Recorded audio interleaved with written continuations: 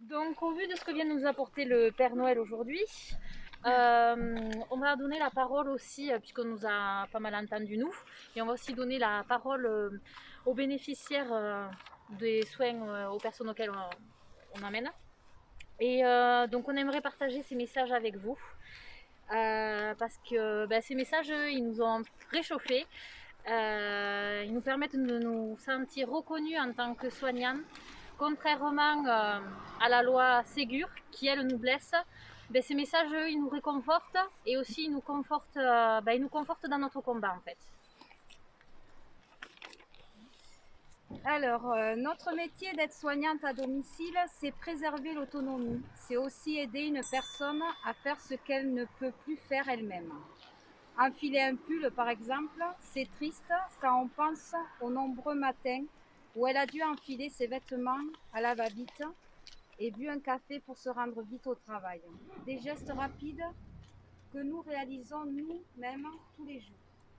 Mais avec la vieillesse, la maladie, cela devient lent, douloureux, voire impossible. Et pourtant, nous, les oubliés de la loi Ségur, nous accompagnons les bénéficiaires du SIAD tous les jours dans leur quotidien. Nous sommes face à des situations cocasses, nous sommes face à la mort, mais nous faisons preuve de douceur, d'empathie, de calme face à ces situations dramatiques. Nous, les oubliés de la loi Ségur, notre métier, nous l'avons choisi, nous l'honorons tous les jours. Tous les jours, quand on ouvre la porte d'un de nos bénéficiaires, on se pose une question. Que puis-je faire pour eux? Et quand on repart, on peut être satisfaite de notre prise en charge, car nous avons été bienveillantes, chaleureuses et souriantes. Nous sommes pour certains la seule personne qu'ils verront de toute la journée. Alors oui, les oubliés de Ségur, on demande une reconnaissance.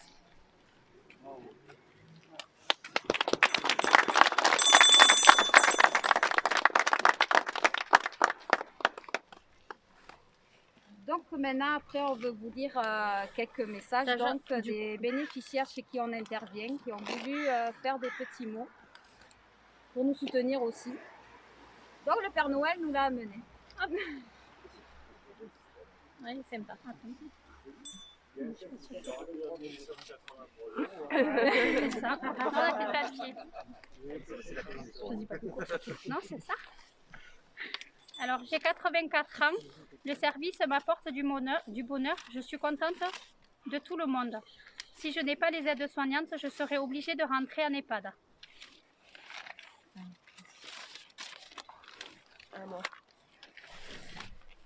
J'ai 88 ans, je me suis cassé le col du fémur début septembre. Je vis seule à domicile et le service que me rendent quotidiennement les aides-soignantes du SIAD m'est indispensable.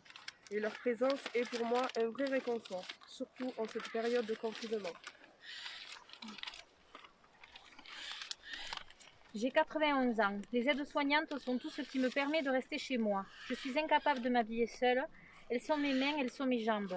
Sans cela, je devrais être à la maison de retraite et je n'en ai pas les moyens ni l'envie. Le SIAD pour moi est indispensable. C'est un besoin de chaque jour. On ferait quoi les vieux? On ne serait plus à la maison. Elles viennent depuis longtemps chez moi. On les attend le matin vers les 10 ou 11 heures. Elles me font la toilette, passent la crème sur les jambes et les pieds. Elles me font la douche. Ça, c'est moins bien. La tête, c'est moi qui m'en occupe. Elles m'aident à me coiffer. Ça nous permet de rigoler un peu parce que j'aime les embêter, dire des bêtises. Ah, mais si je n'existe pas, il faudrait m'inventer à ce qu'elles disent. Ça me permet de dire non un moment avec leur patience, je dis oui. Comme je ne sors pas, elles me racontent les nouvelles de Capdenac. Ce sont des filles que je connais par leur prénom qui viennent régulièrement. Je sais où elles habitent et si elles ont des enfants. Sandrine, le clown, Priscilla, Aurélie, Zoé et Domi et Sajim.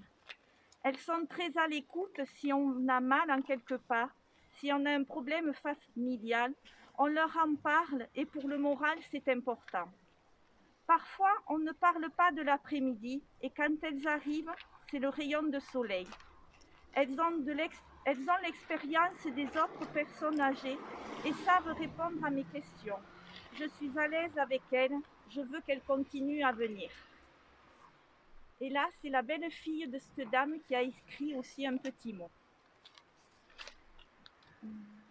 Je l'aime bien, mais je n'ai pas choisi de vivre avec ma belle-mère. C'est la vie qui m'y a contraint. Je dois la lever du lit, lui préparer ses repas, l'aider à la marche, être près d'elle la journée.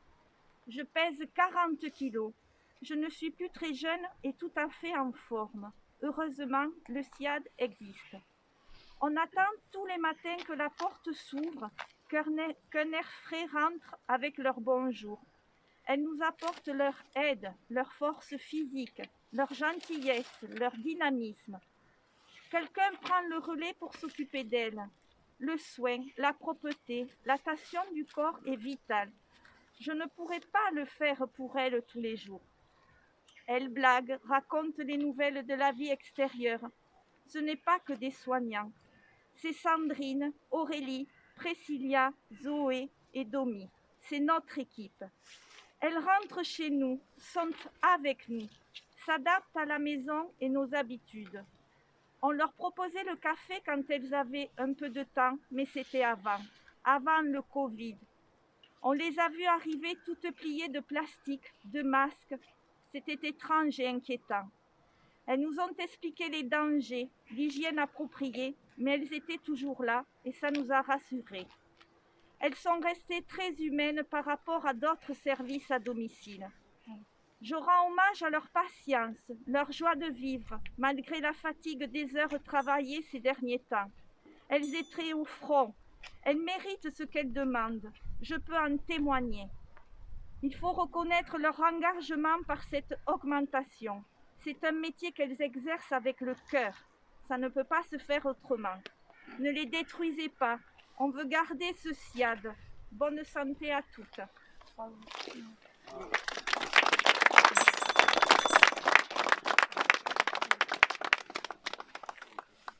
Alors j'ai 87 ans. On m'apporte de l'amitié, aide indispensable pour mes soins d'hygiène. Vous êtes notre rayon de soleil, on s'habitue à vous. Ça me coupe de la solitude. Vous faites partie en quelque sorte de la famille. Voilà ce que représente le domicile. Et je vais quand même... Oui, c'est de... Voilà. Donc je compte quand même lire une lettre de notre chef. Voilà. Hop.